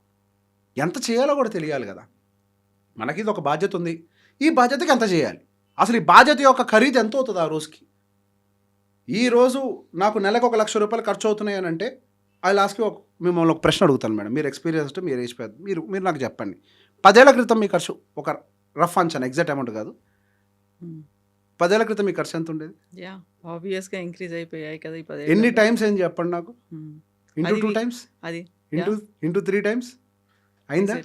అయింది కదా. ఇంటూ 2 ఇంటూ 3 అయింది కదా. అంటే 10 ఏళ్ల క్రితం 10,000 ఉన్నాడికి 30,000, 10 ఏళ్ల క్రితం 1,00,000 ఉన్నాడికి 2,00,000 3,00,000 అయింది. ట్రూ. మరి మీరు రిటైర్ అయ్యే టైంకి ఇమాజిన్ చేసుకోండి, ఇంకొక 10 ఏళ్ళలో రిటైర్ అవుతామని అనుకుంటే ఇప్పుడు ఖర్చు 2,00,000 అంటే 10 ఏళ్లలో మన ఖర్చు ఎంత ఉండాలి? థియరాటికల్లీ 5 lakhs యావరేజ్, 5 to 6 lakhs ఉండాలి. ఎస్టిమేషన్, దీన్ని ఏమంటానంటే ఇన్ఫ్లేషన్ అడ్జస్టెడ్ ఎస్టిమేషన్. నాకు ఆ టైం కానీ డబ్బులు కావాలి అని అంటే నేను ఎంత కార్పస్ని క్రియేట్ చేయాలి, దానికి ఎంత ఎస్ఐపి చేయాలి. SIP can solve problem. Yes, volatility ఉంటుంది. సో వాలటాలిటీ ఉంటుంది కదా అని చెప్పేసి mutual fund is not bad. ఇప్పుడు గోల్డ్లో వాలటాలిటీ ఉండదా? ఆబ్వియస్గా ఉంటుంది. ఉంది కదా మేడం. మీ అనుభవంలో గోల్డ్ ప్రైస్ పెరగకుండా ఉన్న సందర్భాలు? No, never. లేదు అసలే. అంటే పెరగలేదంటున్నారా? నో, అంటే పెరగకుండా ఉన్న సందర్భాలు లేవు, ప్రతిసారి పెరుగుతూ ఉంటుంది. అంతే over the period of time. ఇప్పుడు 2020 కంటే ముందు ఎన్ని సంవత్సరాలు అదే 30,000 ప్రైజ్లో ఉంది? 4-5 సంవత్సరాలు ఉంది. ద పాయింట్ హియర్ ఈస్ స్టాగ్నెంటేషన్ అన్ని ఎసెట్ క్లాసెస్లో ఉంటాయి. హైదరాబాద్ రియల్ ఎస్టేట్ మ్యామ్, ఇప్పుడు ఎగ్జాంపుల్, హైదరాబాద్ రియల్ ఎస్టేట్లో ఇప్పుడు అసలు ధరలు ఉన్నాయా? కొన్న ప్రైస్ కూడా ఇవ్వట్లేదు ఎవరు. దాని మీనింగ్ ఏంటి? ధర పడ్డది అని, డిమాండ్ లేదు అని. మరి వాలటాలిటీ లేదా? ప్రతి market linked product, gold market linked product న్యూస్ని బట్టి ఫ్లక్చువేట్ అవుతుంది. Real estate is a market linked product, ఆ లోకల్ న్యూస్ని బట్టి రియాక్ట్ అవుతుంది. Mutual funds also market linked products, న్యూస్ని బట్టి ఫ్లక్చువేట్ అవుతాయి. Everywhere it is there, but మనం చూస్ చేసుకోవాలి what is suitable for us. I don't say only mutual fund is the solution for every problem. Mutual fund is also one asset class. You have to identify whether it fits for you or not. అది చూసుకొని పెట్టుబడులు పెట్టాలి. It is a solution. That doesn't mean మీరు ఎంత చేసినా మీ problem solve చేస్తుంది అని. Right అమౌంట్ని కూడా పెట్టాలి. 10 రొట్టెలు కావాలంటే దాని తగ్గ పిండి కలపాలి. ఇంత పిండి కలిపి 10 రొట్టెలు కావాలి అని అంటే సరిపోదు. అంటే ఇన్వెస్ట్మెంట్ కూడా కరెక్ట్గా పెట్టాలి. Then SIP will solve problem. So ఇన్వెస్ట్మెంట్లు ప్రాపర్గా పెట్టాలి అనుకున్నప్పుడు ఈ మధ్యకాలంలో విపరీతంగా సోషల్ మీడియాలో రీల్స్ కావచ్చు, షార్ట్స్ కావచ్చు, ఎవ్రీవన్ ఈజ్ బికమింగ్ ఒక ఫైనాన్షియల్ ఎక్స్పర్ట్ అవుతున్నారు. ఇలా చేయండి ఇది అవుతుంది, లేకపోతే యాడ్స్ చూస్తున్నారు. ఇవన్నీ చూసిన తర్వాత మనం ఈజీగా క్యారీడ్ అవే అయిపోతున్నామా? మీరు కరెక్ట్ క్వశ్చన్ తీసుకున్నారు మేడం. ఇప్పుడు ఇక్కడ బేసిక్ ఒక మాట చెప్తా. ఇప్పుడు సోషల్ మీడియాలో చేస్తున్నారు and so called reels at XYZ. ఇక్కడ ఒక ఫైనాన్షియల్ నాలెడ్జ్ అడ్వైజ్ ఇది ఇస్తున్నారు అని చెప్పేసి అంటున్నారు. My question is very simple. Whatever they are sharing, వాళ్ళు ఎవరి జీవితంలో చూసి ఒక లెసన్ని నేర్చుకొని చెప్తున్నారా, లేకపోతే ఏదో ఒక ఛానల్ ఇంకోటి చెప్తే దాని పదాలు మార్చి ఇక్కడ చెప్తున్నారా? ఎక్కడి నుంచి తీసుకుంటున్నారు? ఐదర్ మీకు ఒక దానికి సంబంధించిన ఎడ్యుకేషన్ చేసి ఉంటే మేబీ రకరకాల కేస్ స్టడీస్ ఉంటాయి. కేస్ స్టడీస్ నుంచి you learn something. That is how your grown, అంతే కదా. అట్లనే కదా నాలెడ్జ్ వచ్చేది. ఆ కేస్ స్టడీస్ నుంచి అయినా నేర్చుకుని ఉండాలి, లేకపోతే ప్రాక్టికల్గా ప్రాక్టీసింగ్లో ఉండాలి. ఏదో ఒకటి జరగాలి. ఏదో ఒకటి జరిగినప్పుడు అప్పుడు మీరు మాట్లాడే మాట బాధ్యతతో మాట్లాడతారు. అది లేకుండా జస్ట్ నాకు వ్యూవర్షిప్ కావాలి, వ్యూవర్షిప్ ఈజ్ మై బిజినెస్ అని అనుకున్నప్పుడు, వ్యూవర్షిప్పే మీ బిజినెస్ అయినప్పుడు మీరు మాట్లాడే మాట జనాల్ని ఆకర్షించే విధంగా ఉంటుంది. కానీ బాధ్యత ఎందుకు ఉంటుంది? బాధ్యత ఈజ్ మోర్ ఇంపార్టెంట్ కదా. This is finance. ఒక్క రాంగ్ ఇంటర్ప్రిటేషన్ తీసుకుంటే ఒక మనిషి జీవితాలని నాశనం అవుతాయి. లెట్ మీ టెల్ యూ, అయినాయి కూడా. Trading trading trading trading trading రోడ్లను పడ్డారు, ఆత్మహత్యలు చేసుకున్నారు. ఎవరితో ఏం మాట్లాడాలో నీకు తెలియదు. నువ్వు ర్యాండమ్గా చెప్పేసావు ట్రేడింగ్ అట్లా చేస్తే డబ్బులు వస్తాయి, ఇట్లా చేస్తే డబ్బులు వస్తాయి. మరి ఏంటి వాళ్ళ జీవితాల పరిస్థితులు? మ్యూచువల్ ఫండ్స్లో డబ్బులు పెడితే అన్ని కోట్ల రూపాయలు వచ్చి 25% రిటర్న్, 30% రిటర్న్. అరే అసలు నీకు మ్యూచువల్ ఫండ్ సూట్ అవుద్దా లేదో నువ్వు ఎప్పుడైనా ఎవాల్యుయేట్ చేసి చూసుకున్నావా? ఇప్పుడు రిటర్న్స్ వస్తాయనే కదా అందరు దాని వెనకాల పడుతున్నారు, అంతేగాని ప్రోడక్ట్ని అర్థం చేసుకునే పడుతున్నారా? ఇప్పుడు పోనీ నిజంగా చెప్పేవాడు ముందు ప్రోడక్ట్ గురించి ఎక్స్ప్లెయిన్ చేయాలి. దిస్ ఈస్ ద ప్రోడక్ట్, దీంట్లో ఇట్లాంటి రిస్కులు ఉంటాయి. సో ఒక్కొక్క ప్రోడక్ట్ని మనం ఇట్లా డైసెక్ట్ చేయాలి. మన జీవితంలో ఎన్ని రకాల అవసరాలు ఉంటాయి ఎడ్యుకేట్ చేయాలి. ఒక్కొక్క అవసరానికి ఒక్కొక్క రకమైన ప్రోడక్ట్ మనకు పనికొస్తూ ఉంటుంది. Not just the mutual fund, sometimes rental income generating real estate, sometimes gold, sometimes FDs, sometimes mutual funds. మనిషి జీవితం అనేది తాళీలాగా ఉండాలి. తాళీలాగా ఉంటేనే అన్ని విటమిన్స్ మన బాడీలోకి వస్తాయి. That is how it has to be design. ఏదో వాడికి తెలిసిన ఒక ఫార్ములా యూట్యూబ్లో ఇంకోటి చెప్పిందని తీసుకొచ్చి ఇక్కడ యాస్టీస్గా ప్రజెంట్ చేయడం వల్ల చాలామంది ఏంటి ఇక్కడ ఫైనాన్షియల్ అడ్వైజర్స్ మార్కెట్లో ఎక్కువగా లేరు కాబట్టి, సో ఇన్వెస్ట్మెంట్ అడ్వైజర్స్ యాక్ట్ కింద గట్టిగా ఒక 1000 మంది కూడా లేదు భారతదేశం మొత్తంలో. ఓకే. ఆ 1000 మంది 140 కోట్ల మంది భారతీయులు ఏం సర్వ్ చేయగలుగుతారు? They can't serve. సో ఎవరు పడితే వాళ్ళు చెప్తున్నారు, ఎవరు లేరు కాబట్టి చెప్పేవాళ్ళు. అట్లీస్ట్ ఆ ప్రాక్టీస్ చేసేవాళ్ళు వేరే వాళ్ళు ఉన్నారు కదా. మేబీ ఇన్వెస్ట్మెంట్ అడ్వైజర్లు కాకపోవచ్చు, కానీ ఇట్ కుడ్ బి MFDs కావచ్చు. డైరెక్ట్గా ఫైనాన్స్తో డీల్ చేసేవాళ్ళు, మాట్లాడేవాళ్ళు.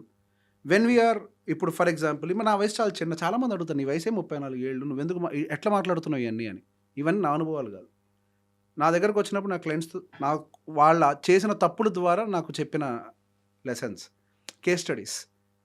34 ఏళ్ళకి నాకేం అనుభవాలు వస్తాయి? I'll get nothing absolutely. Practice experience అంటాం. Out of that we can speak. ఏంటి ప్రాక్టీస్ ఎక్స్పీరియన్స్ ఇది? So that we can share the knowledge on what usually people make mistake అన్న దాన్ని మనం దృష్టిలో పెట్టుకొని దాన్ని పబ్లిక్కి ఇవ్వాలి. అంటే ప్రాక్టికల్ కండిషన్స్. జస్ట్ ఏదో యూట్యూబ్లో ఎవరో చెప్పేశారు మ్యూచువల్ ఫండ్లో డబ్బులు పెడితే ఐఎమ్ సర్ప్రైజ్డ్ కొంతమంది వచ్చి నాకు ₹2 వడ్డీ వస్తుందా అంటారు. ఏంటి ₹2 వడ్డీ ఇచ్చేది? వడ్డీ వ్యాపారమా? వచ్చిందంట కదా మొన్నటిదాకా అంటారు. మరి చెప్పు ఉండాలి కదా అవతల వాళ్ళు. అరే అది ₹2 అంటే 24% రిటర్న్ అనేది అట్లా రాదు. Something miracle happened. యూజువల్గా జరగదు ఇంత, మనం 12% ఎంత ఎక్స్పెక్ట్ చేయాలంతే. వాడు అది చెప్పడు. ఇప్పుడు జనాలకు కూడా ఏం కావాలంటే ఓవర్ హైప్ చేయాలి, ఇందులో డబ్బులు పెడితే అంత రిటర్న్ వస్తాయి, ఇంత పెట్టగానే ఎంత పెరిగిపోయినా కానీ వెంటనే క్లిక్ కొడతారు. అది నిజం కాదురా అంటే క్లిక్ కొట్టరు. జనాలకు కావాల్సింది ఏంటి అంటే డ్రీమ్స్లో బతికించేవాడు. నిజాలు చెప్పేవాళ్ళు వాళ్ళకి నచ్చరు. అక్కడ అవగాహన లేనిది ఎవరికి? ప్రజలకా లేకుంటే ఎవరైతే చెప్పేవాడికి ఇలాంటి అడ్వైజులు చెప్తున్నారో వాళ్ళ? ఇప్పుడు ఒక మాట చెప్తానండి, చెప్పేవాడికి అవగాహన లేదు, ఓకే, ఇది నీ జీవితం, నీ బుద్ధి ఏమైంది? ఎలా తెలుస్తుంది? అప్పుడు అక్కడ ఎవరో ఒక ఎక్స్పర్ట్ లాగా కనిపిస్తున్నారు. ఆయన చెప్పేదే ఒక ఎగ్జాంపుల్స్, లెక్కలు ఇవన్నీ చెప్తున్నారు. మార్కెట్ గురించి ఒక షేర్ మార్కెట్ టర్మినాలజీ అంతా మాట్లాడుతున్నారు. ఇప్పుడు ఒక మాట చెప్తాను మేడం. మీకు ఫీవర్ వచ్చింది, నాకు ఫీవర్ వచ్చింది. మీరు పారాసిటమాల్ 2 రోజులు వాడారు, తగ్గిపోయింది. నాకు 4 రోజులు ఏం తగ్గలేదు, హాస్పిటల్కి వెళ్ళాను, సెలైన్ పెట్టారు. ఇప్పుడు నాకు వచ్చింది, మీకు వచ్చింది సేమ్ ఫీవర్, కానీ బాడీ మన ఇద్దరిది డిఫరెంట్గా రియాక్ట్ అయింది. ప్రతి ఒక్క బాడీ డిఫరెంట్ కదా, ప్రతి ఒక్క ఫైనాన్షియల్ డిఫరెంట్, ప్రతి జీవితం డిఫరెంట్. ఒక చిన్న ఎక్సెల్ షీటు 140 కోట్ల మంది భారతీయులకు సేమ్ అవుతుందా? అది మనకు సెట్ అవుతుందో తెలియాలి కదండి. ఇప్పుడు ఇంకో ఎగ్జాంపుల్ అడుగుతాను. ఒక మనిషి ఒక పని చేసి సక్సెస్ఫుల్ అయ్యాడు. చాలామంది దాన్ని రెప్లికేట్ చేయడానికి ట్రై చేస్తారు. ఎంతమంది సక్సెస్ అవుతారు? అసలు అవ్వరు. ఇక్కడ బేసిక్గా ఒకళ్ళు అది చేసి సక్సెస్ అయ్యారని ఎవరైనా మనకి యూట్యూబ్లో షేర్ చేస్తున్నారు అని అంటే, వాడు ఆ పని చేసే టైంకి వాడికి ఉన్న పరిస్థితులు వేరు, వాడు కలిసిన మనుషులు వేరు, వాడి దగ్గర ఉన్న ఇన్ఫర్మేషన్ వేరు. Hmm. వాడికి అవన్నీ కలిసి వచ్చాయి, వర్కౌట్ అయింది. మీకు కూడా అవన్నీ కలిసి వస్తాయా? Hmm. ఒక్కటి కూడా మళ్ళీ రీక్రియేట్ కాదు మన లైఫ్లో. మరి మీకెందుకు ఆ రిజల్ట్ వస్తుంది? రాదు. మనం అనుకుంటాం జస్ట్ అట్లా పెట్టుబడి పెడితే మనకు వచ్చేస్తుంది రిటర్న్ అని. నువ్వు పెట్టుబడి పెట్టి ఆ రిటర్న్ వచ్చేదాకా డబ్బును అక్కడ ఉంచే పరిస్థితులు నీ జీవితం నీకు ఇవ్వదు. నీకు ఈ లోపల అవసరాలు క్రియేట్ చేస్తుంది, ఆ డబ్బులను అక్కడ ఉండనీయకుండా చేస్తుంది. 25 సంవత్సరాలు మ్యూచువల్ ఫండ్లో డబ్బులు పెడితే కోట్లు వస్తాయని చెప్పి చాలామంది అంటారు కదా మేడం. 25 సంవత్సరాలు మ్యూచువల్ ఫండ్లో డబ్బులు కదిలించకుండా ఉండే పరిస్థితులు మీ జీవితం మీకు ఇస్తుందా అసలు? అది ప్రశ్న. Hmm. ఇవ్వదు. బికాజ్ లైఫ్లో అవసరాలు ఉంటాయి కదా. Whatever the money that we're investing is for our needs, మన అవసరాల కోసం. Every rupee that we're earning today and saving for tomorrow ఒక అవసరం కోసం. అది మీరు 25 ఏళ్ళు ఉండరు, 25 ఏళ్ళు ఉంటే రిటర్న్ వస్తుంది. ఈ లోపల మార్కెట్ ఎలా ఉంటుంది మీకు తెలుసా? కింద ఉండొచ్చు, పైన ఉండొచ్చు. మీ అవసరం వచ్చే టైంకి there are so many things. మరి మన అవసరానికి తగ్గట్టుగా చూసుకోవాలి కదా. అందుకే మాకు చెప్తూ ఉంటుంది సెబీ, ఒక ఫండ్స్ని రికమెండ్ చేసేటప్పుడు ఆ ఇన్వెస్టర్ ఒక నీడ్ ఏంటో చూడండి, సూటబిలిటీ ఏంటో చెక్ చేయండి. ఆయనకు డబ్బులు ఎప్పుడు అవసరం ఉన్నాయి, ఆయనకి నియర్ బై టర్మ్ అవసరం ఉంది అని అంటే SEBI says don't prefer equity, Hmm. Let him put in the debt fund. Security ఉంటుంది, వాలటిలిటీ ఉండదు. దానికి సంవత్సరంలో డబ్బులు కావాలి. ఈక్విటీ ఎట్లుంటుందో తెలియదు, వాళ్ళ అవసరాలు దెబ్బతింటాయి. Yeah. సో ఆ రెస్పాన్సిబిలిటీ ఎవరు తీసుకుంటారు? ఏదో ర్యాండమ్గా వీడియోలో చెప్తే నేను వీడియో చేసేవాడిని తప్పని, దట్ ఈస్ హిస్ బిజినెస్. నీ బుద్ధి ఏమైంది? నువ్వు ఆలోచించుకోవాలి కదా. ఇప్పుడు మీరు చెప్తున్న దాన్ని బట్టి చూస్తే ఎంకరేజ్మెంట్ కంటే కూడా ఒక హార్డ్ హిట్టింగ్ రియాలిటీ అంటారు. ఇది ఇది ఇది ఇది ఇది ఇలా ఉంది, ఇలా అయితే నెగటివ్స్ ఎక్కువ ఉంటాయి, ఇలా అయితే పాజిటివ్స్ ఉంటాయి అనేది. సో మెల్లిగా ఎంకరేజ్ చేసేటువంటి సమయం ఏంటంటే వాళ్ళకి కొంచెం అప్రియమైనటువంటి సత్యమో అబద్ధాలో ఏదో ఒకటి చెప్పి పర్లేదు వాళ్ళకు కూడా కొంచెం షేర్ మార్కెట్ని అలవాటు చేద్దాము, ఎంకరేజ్ చేద్దాము అనే దాంట్లో మీరు చెప్పేది కన్ఫ్యూజన్లో వచ్చేస్తుంది. నేను దేన్ని వినాలి, మీరు చెప్పేది వినాలా? అక్కడ చాలా ఫ్యాసినేటింగ్గా అట్రాక్టివ్గా చెప్తున్నావు అని కనిపిస్తున్నాయి. What should I do now? నేను వెళ్ళాలా వద్దా? ఏం చేయను? మేడం, ఇప్పుడు ఒక కార్పొరేటర్ ఒక ఎమ్మెల్యే మాట వింటాడు, లేదా ఎమ్మెల్యేకి భయపడతాడు. ఒక ఎమ్మెల్యే మినిస్టర్కి భయపడతాడు, మినిస్టర్ సీఎంకి భయపడతాడు, సీఎం పీఎంకి భయపడతాడు. ఆ పీఎం కూడా భయపడేది స్టాక్ మార్కెట్కి. దాన్ని కాపాడటానికి అందరూ పనిచేస్తారు. అంతటి స్టాక్ మార్కెట్లోకి అంత ఈజీగా రాగలుగుతామని అనుకుంటున్నారు? అది సాధ్యమా? నేను రావడం కుదరదు అనట్లేదు. దానికి ఎన్నో లెర్నింగ్స్ అవసరం, ఎంతో అనుభవం అవసరం. నేను ఒక ట్రేడర్నే మేడం. నేను ఆ ట్రేడింగ్ నేర్చుకునే క్రమంలో ఎన్నో కోల్పోతూనే వచ్చాను. అందరం అనుకుంటాము చదివితే వచ్చేస్తుంది కదా అని. నిజంగా చెప్పండి, చదివితే కనీసం ఉద్యోగం చేయగలుగుతాం మనం? చదివితే ఉద్యోగం కూడా చేయలేం. దాంట్లో మెంటల్లీ, ఎమోషనల్లీ, లాజికల్లీ మన ఓన్ ఫ్రేమింగ్ మనం చేసుకున్న తర్వాత మన ఐడియా సక్సెస్ అయితే మనం అందులో ఉంటాం, లేకపోతే బయటికి పోతాం.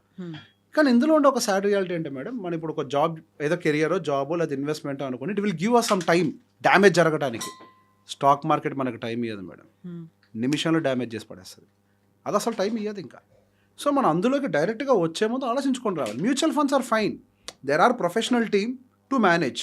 ఒక వ్యవస్థ ఉంది మ్యూచువల్ ఫండ్స్ని ప్రొటెక్ట్ చేయడానికి. డైరెక్ట్గా స్టాక్ మార్కెట్లోకి వచ్చి హౌ? రాకేష్ జుంజున్వాలా సంపాదించారు అని అంటే ఎంతమంది రాకేష్ జుంజున్వాలా ఉన్నారు ఈ భారతదేశంలో? ఎందుకు ఆయన ఒక్కడే ఉన్నాడు? ఎందుకు మిగతా వాళ్ళు కాలేకపోయారు? ఎందుకు వారెన్ బఫెట్ లాగా 1,00,000 మంది తయారు కాలేకపోయారు? సేమ్ ప్రిన్సిపల్స్ ఫాలో అయ్యి. That is the difference. ఆయన లైఫ్లో ఆయన క్రియేట్ అయిన సీన్స్, సినారియోస్ వేరు, పాత్రలు, సన్నివేశాలు వేరు, ఆయన అనుభవాలు వేరు, ఆయనకుండే ఇన్ఫర్మేషన్స్ వేరు. అయినప్పుడు పనిచేసాయి. మీకు కూడా సేమ్ క్రియేట్ అవుతుందేమో, I don't know, I'm not discouraging. అవుతుందేమో, కానీ అవుతుంది అంటానికి ప్రాబబిలిటీ ఎంత? 0.1 అంతే. 0.1% probability. Okay, then you decide you want to take that risk or not. See జనాలకి కొన్ని విషయాలు వస్తాయి, 2 విషయాలు బాగా వస్తాయి. విషయం నెంబర్ 1, మాయా ప్రపంచంలో ఉంచేలాగా కొన్ని మాటలు చెప్తే నచ్చుతాయి, చాలా అట్రాక్టివ్గా బాగా అట్రాక్టివ్గా ఉంటాయి. 2వ విషయం నచ్చుతాయి, అవతలను ట్రోలింగ్ చేస్తూ ఉంటే వాడికి లోపల రాక్షసుడు సంతోషపడుతూ ఉంటాడు. అంతే కదా, ఐదర్ ట్రోల్ చేయాలి, ఏదో ఒకటి బూతులు తిడుతూ వాళ్ళని ట్రోల్ చేస్తూ, ఒక లోపల ప్రతి మనిషిలో రాక్షసుడు ఉంటాడు. మనం బయటకు అయ్యో పాపం అంటాం, అయ్యో పాపం కూడా రాక్షసత్వమే. మనం వాడు మంచిగా ఉన్నప్పుడు కంటే వాడు అయ్యో పాపం అంటానికి ఎక్కువ ఇష్టపడతాం. ఇంత సేమ్ వే ట్రోల్ చేస్తానో లేకపోతే ఫుల్ డ్రామా క్రియేట్ చేస్తారో ఎంజాయ్ చేస్తారు. అంటే ఒక ఊహా ప్రపంచంలో పెట్టాలి, అన్ని డబ్బులు వస్తాయి, you can do this, you can do that అని అంటే. కానీ జీవితం అట్లుంటుందా? సో ఈ టైంలోనే మనం బోల్డ్ అంతా ఎంకరేజ్ చేయాలనుకుంటాం. అది అందనట్టుగా నాకు అవగాహన వచ్చిందా? ఇంకా రాలేదు, ఇంకా I need to learn more అనేది. అసలు ఎవరి దగ్గరికి వెళ్తే ఏమవుతుందో, ఎవరు ఏం చెప్తారో, నేను ఇన్వెస్ట్ చేయాలా వద్దా, స్టాక్ మార్కెట్లు ఏంటి, మ్యూచువల్ ఫండ్స్ ఏంటి, ఇవన్నీ తెలియనప్పుడు ఫైనాన్షియల్ లిటరసీ వచ్చిందా, అవేర్నెస్ వచ్చిందా అంటే మీరేం చెప్తారు? ఇది సూపర్ క్వశ్చన్ అండి, ఎవరు అడగలేదు. ఇప్పుడున్న నాలెడ్జ్ ఏదైతే మార్కెట్లో సర్క్యులేట్ అవుతుందో, it is more dangerous than A nuclear weapon. అవునా? యా, చాలా ప్రమాదకరం. నో నాలెడ్జ్ సేఫ్, ఏ ప్రాబ్లం లేదు. ఫుల్ నాలెడ్జ్ సేఫ్, ఏ ప్రాబ్లం లేదు. మధ్యలో అటు ఇటుగా ఉన్నారు. That was the actual problem. అటు ఇటుగా ఉండి మనకు తెలియకుండానే అన్నీ తెలుసు అనుకొని అన్ని తప్పులు చేస్తూ ఉంటాం. అసలు తప్పులు ఎప్పుడు జరుగుతాయనంటే ఏమీ తెలకపోతే జరగదు, అన్నీ తెలిసినా జరగదు. ఎప్పుడైతే ఈ మధ్యలో ఫేజ్లో ఉంటామో అన్ని తప్పులు అప్పుడే జరుగుతూ ఉంటాయి. ఈ స్టాక్ మార్కెట్ విషయంలో ఆర్బీఐ చాలా భయపడింది, ఇండియన్ ఎకానమీ కొలాప్స్ అవుతుందేమో ఈ రీటైలర్స్ చేసే పనుల వల్ల అని. వీళ్ళందరూ మీరు అన్నారు చూసారా, వీళ్ళందరూ చెప్పి ఫ్యాషనేటింగ్గా స్టాక్ మార్కెట్లోకి అట్రాక్ట్ చేస్తున్నారు అని. ఆర్బీఐ ఒక క్షణంలో భయపడ్డది. జనాలు ఇందులోకి వచ్చి డబ్బులు పోగొట్టుకుంటున్నారు, లక్షల కోట్ల రూపాయలు నష్టపోతున్నారు. ఒక్క క్షణంలో అయిపోతూనే ఉంటాయి, అవుతూనే ఉంటాయి, డబ్బులన్నీ పోతున్నాయి. ప్రజల దగ్గర, మధ్యతరగతి వాడి దగ్గర ఇట్లా డబ్బులన్నీ పోతూ ఉంటే భారతదేశ ఆర్థిక వ్యవస్థ అల్లకల్లోలం అయిపోతుంది అని భయపడిపోయారు. ప్రభుత్వమే భయపడిపోయింది. ఇప్పుడు చెప్పండి, అసలు రెండో ప్రశ్న అడుగుతాను, అసలు మిమ్మల్ని ఎవరు రమ్మన్నారు స్టాక్ మార్కెట్లోకి? మీ పని పెట్టుబడి పెట్టడం, మ్యూచువల్ ఫండ్లో పెట్టుకోవచ్చు కదా. I'm not recommending A product. ఇప్పుడు మీ పని జర్నలిజం మేడం, నేను చేయగలుగుతానా? నేను చేస్తాను ఆ పని, నా వల్ల అవుతుందా? మీరు చేసేది కూడా నేను చెప్పలేను, చేయలేను, నా వల్ల అర్థమవుతుంది కదా. ఎవరి పని వాళ్ళదే అండి. మ్యూచువల్ ఫండ్లో పెట్టుకోండి, there are people, fund managers, వాళ్ళందరూ ఉంటారు, ప్రొఫెషనల్ టీమ్ ఉంటుంది, they will take care of your investments. ఇప్పుడు రియల్ ఎస్టేట్లో డబ్బులు వస్తాయి నిజమే, రియల్ ఎస్టేట్లో డబ్బులు వస్తే రియల్ ఎస్టేట్లో భూమి కొనుక్కోవాలి, వెళ్ళి రియల్ ఎస్టేట్లో ట్రేడింగ్ చేయకూడదు. ట్రేడింగ్ చేస్తే నష్టపోతుంది, ఇట్ విల్ బికమ్ బిజినెస్ కదా, there is a probability of losing money. So మన పని ఇన్వెస్టింగ్ అయితే, ప్రతి దాంట్లో ఇన్వెస్టింగ్ ఉంటుంది, ట్రేడింగ్ ఉంటుంది. గోల్డ్లో ఇన్వెస్టింగ్ ఉంటుంది, అదే గోల్డ్ మనకు అమ్మేవాడు చేసే ట్రేడింగే కదా, బయింగ్ అండ్ సెల్లింగ్. ల్యాండ్లో ఉంటుంది, స్టాక్ మార్కెట్లో ఉంటుంది. మన పని ఇన్వెస్టింగ్ అయితే ఇన్వెస్టింగే చేయాలి. I'll ask a simple question to everyone, ఒక ఫండ్ మేనేజర్ కంటే మనం తెలియగలమా? మనం ఎందుకు కొనాలి స్టాక్స్? అసలు ఫండ్ మేనేజర్ తెలియదు ఏం కొనాలి, ఏది అమ్మాలో? మ్యూచువల్ ఫండ్ మేనేజర్కి తెలుసు కదా, they are well qualified, they will have research team, they will buy research papers, they will do lots of analysis. మనం వాళ్ళకంటే తెలియగలమా?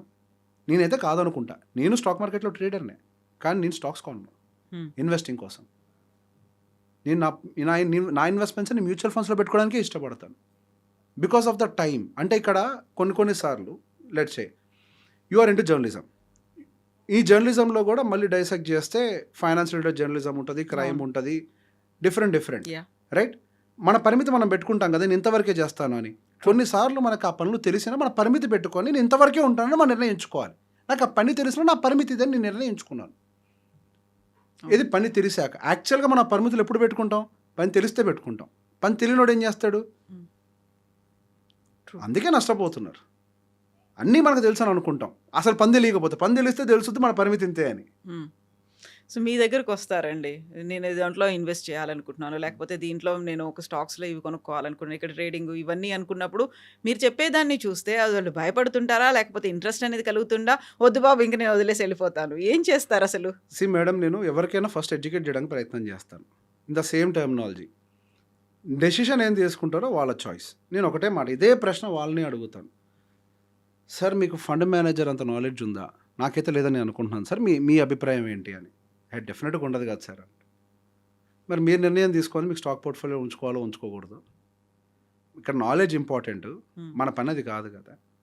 మరి there are professional people, if you want you can invest in mutual funds. మీకు ఈక్విటీలోనే పెట్టుబడులు పెట్టాలి అని అంటే it is our responsibility to make them understand. అక్కడ పెట్టండి ఇక్కడ పెట్టండి అని చెప్పాల్సిన అవసరం లేదు. ఎప్పుడైతే క్లారిటీ ఉంటుందో రైట్ డెసిషన్ ఆటోమేటిక్గా తీసుకుంటాం. ఇప్పుడు ఇన్వెస్టర్స్ అందరికీ క్లారిటీ లేదు. Whatever they are doing we're thinking that we know, అంతే. మనం ఆ మబ్బుని కొద్దిగా జరిపితే చాలు, they will see the clear picture. ఆ క్లియర్ పిక్చర్ చూపించాలి. Okay, we have to make them understand the situations. ఇప్పుడే కదా అందరూ వచ్చింది, రోజీగా కనపడుతుంది అంతా. కొత్తగా వింత పాత కొరత ఉంటుంది కదా, కొత్తగా వచ్చింది కాబట్టి ఇప్పుడు అందరి నోట్లకి స్టాక్ మార్కెట్ అనే పదం అద్భుతంగా కనపడుతుంది. 4 దెబ్బలు తగిలితే మళ్ళీ మార్కెట్లోకి వెళ్ళి వాళ్ళే చెప్తారు మ్యూచువల్ ఫండ్లో పెట్టుకోండి ఇదంతా మనకు కరెక్ట్ కాదు అని చెప్పేసి.